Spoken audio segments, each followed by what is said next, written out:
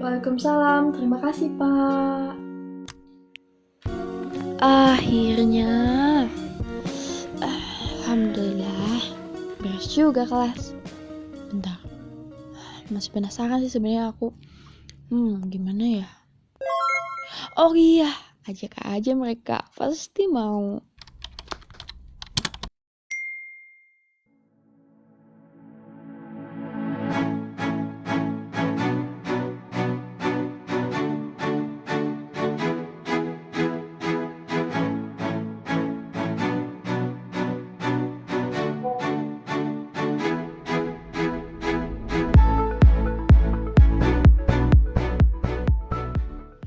Halo guys.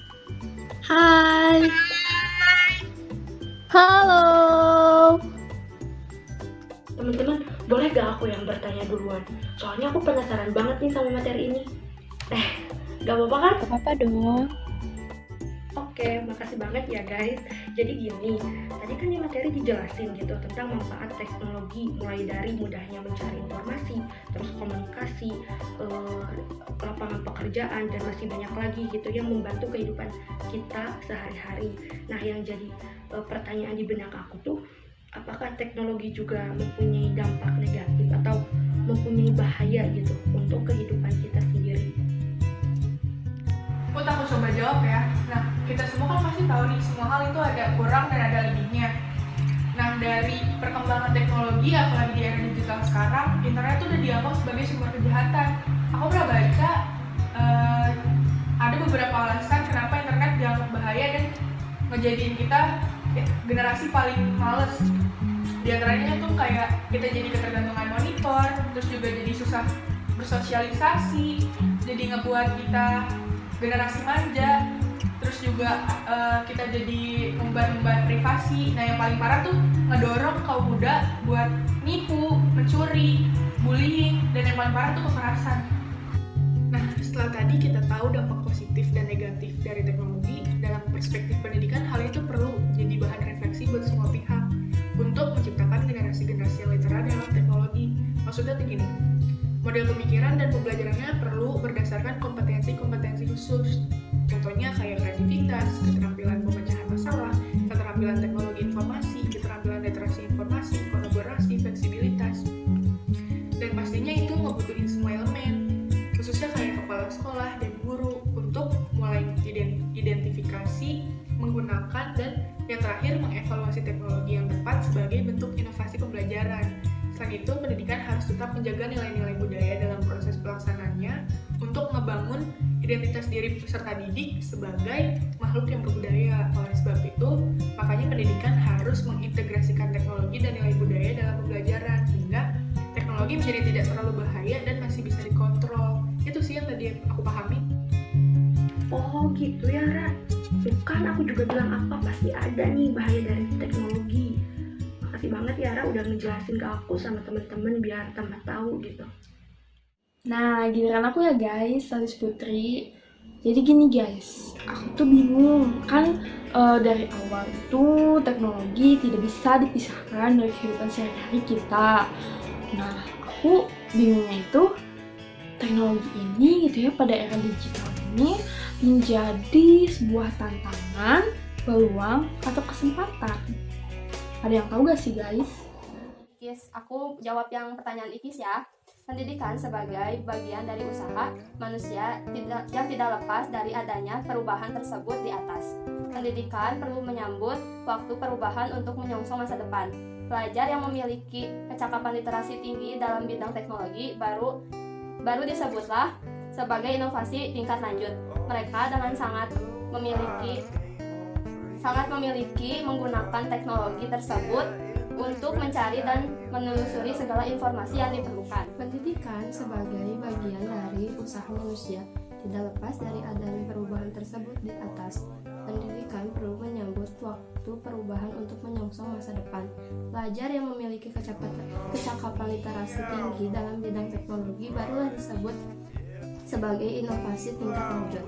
Mereka dengan sangat menikmati dalam menggunakan teknologi tersebut untuk mencari dan menelusuri segala informasi yang diperlukan untuk keperluan belajar. Wah gitu ya. akhirnya penasaranku terbayar. Makasih banyak ya Al penjelasannya.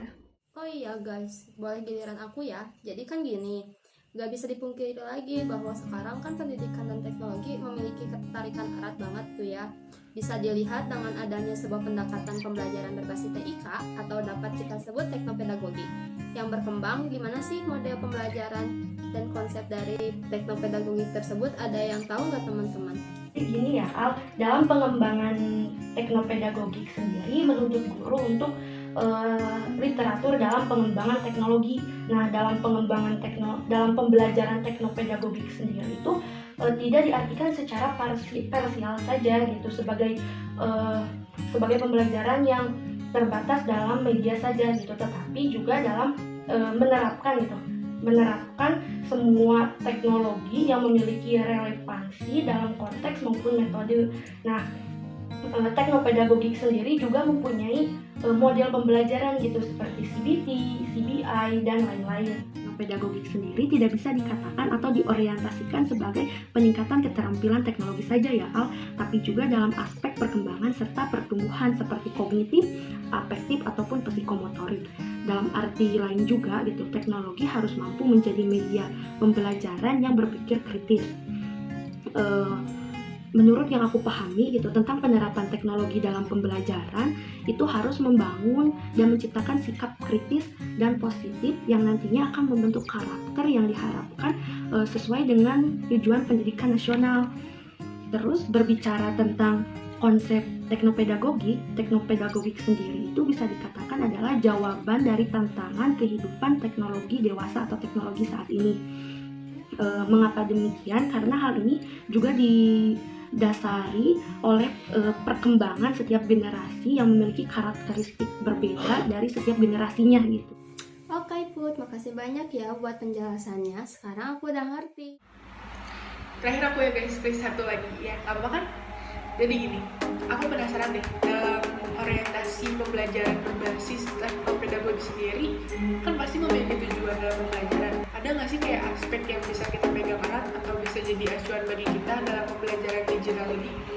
Terus gimana penerapannya di Indonesia? Terus itu aspek itu bersifat lokal nggak sih? Oh, kalau tentang itu aku tahu Ra. Sekalian aku juga pengen berpendapat sih, seingat aku ya. Jadi bisa tarik kesimpulan kalau teknopedagogi ini merupakan konsep pendekatan pembelajaran berbasis teknologi. Nah, sebagai mahasiswa kita ya penimba ilmu, tapi bukan cuma kita aja guys, dari TK, SD, SMP, SMA sampai kita perguruan tinggi dipersiapkan untuk menjadi generasi digital yang perlu ditelah terhadap teknologi dalam pembelajaran ini. Untuk mencapai tujuan pembelajaran berbasis teknologi ini, International Society Technology and Education mengembangkan 6 aspek standar teknologi untuk murid dan guru. Yang pertama, creativity and innovation, di mana murid mampu menunjukkan pemikiran kreatif hingga mampu mengembangkan produk inovasi dengan teknologi. Yang kedua adalah communication and collaboration, di mana murid mampu mengkolaborasikan teknologi dalam konteks digital menggunakan media pembelajaran gitu. Lalu yang ketiga, research and information, di mana mengaplikasikan alat-alat digital untuk mengumpulkan, mengelaborasi, menggunakan informasi, dan semacamnya. Lalu yang keempat ada critical thinking, problem solving, and decision making, di mana murid mampu berpikir kritis, merencanakan, menyelesaikan masalah, membuat keputusan yang efektif dengan menggunakan teknologi yang sesuai. Yang kelima, digital citizenship, di mana murid mengupayakan peningkatan pemahaman mereka akan isu manusia, komunitas, dan budaya terkait teknologi dan mampu menampilkan perilaku etis. Dan terakhir, teknologi operation and concept, di mana murid memahami operasi dan konsep-konsep teknologi. Nah, jadi kan tadi juga Rara nanya gimana sih penerapannya di Indonesia, aspek-aspek tersebut. Menurutku sebenarnya di Indonesia itu nggak bersifat mutlak, jadi nggak kaku-kaku banget gitu. Tapi penerapannya juga harus direalisasikan tentunya. Gimana sih cara merealisasikannya? Dengan tenaga pendidik itu lebih literat terhadap pembelajaran dan lebih mengaplikasikannya, sehingga dapat menciptakan generasi-generasi yang berkualitas yang dapat menghadapi tantangan-tantangan zaman di era digital ini. Jadi kayak gitu Ras, ingat aku. makasih banyak ya penjelasannya, sumpah diskusi sama kalian seru banget, parah sih. Sama-sama Rara. Aku juga pengen bilang makasih banyak guys. Seru banget, aku nambah wawasan. Terus kayak worth it deh, pokoknya aku sukain.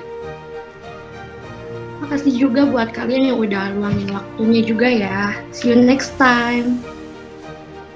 Mantap, mantap. Bener kalian ini, makasih banyak ya. Dadah. Terus sekarang, amin. Amin. Amin. Dadah, see you. Dadah. See you.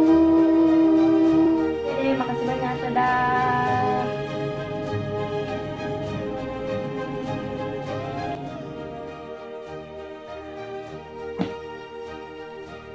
Alhamdulillah. Enggak, waktunya tidur. Tidur. Tidak. Masih banyak tugas,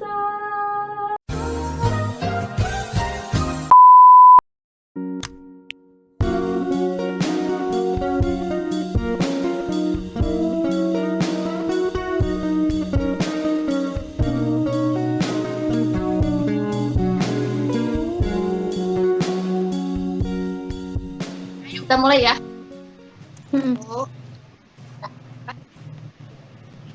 Halo guys. Hai. Halo.